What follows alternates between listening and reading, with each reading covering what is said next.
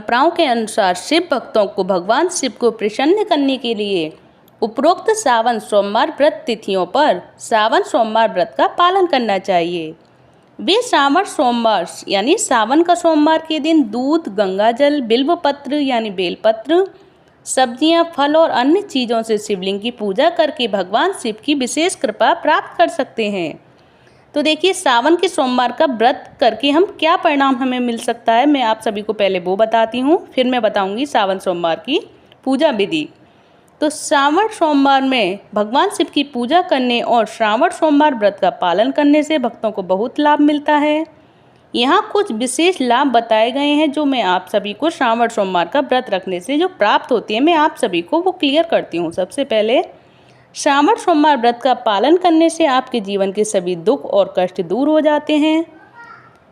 ऐसा माना जाता है कि देवी पार्वती ने भी इस व्रत का पालन किया और भगवान शिव को प्रसन्न करने के लिए घोर तपस्या की थी। अतः अविवाहित लड़कियों को मनचाहा जीवन साथी पाने के लिए सोमवार व्रत का व्रत रखना चाहिए, यानी श्रावण सोमवार व्रत का व्रत रखना चाहिए।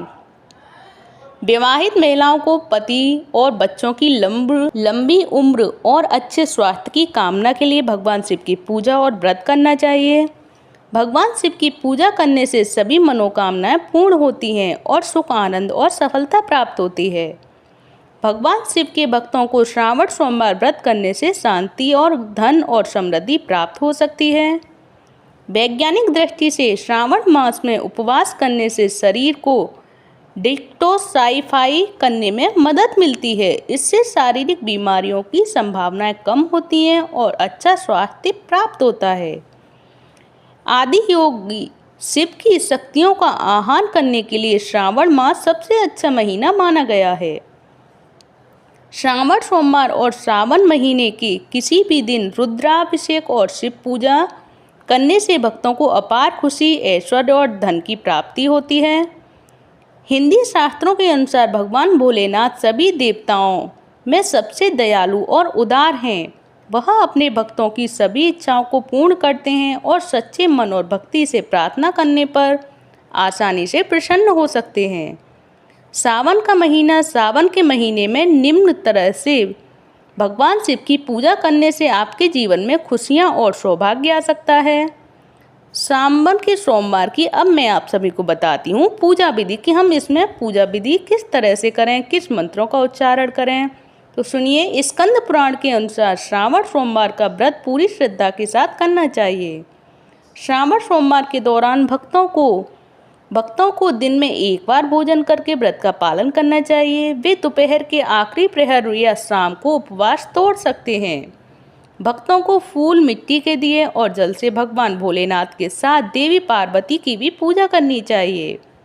भगवान शिव के प्रतीक शिवलिंग पर दूध, फल, बिल्वपत्र, जल, कंद, जड़ आदि चढ़ाकर पूजा की जानी चाहिए।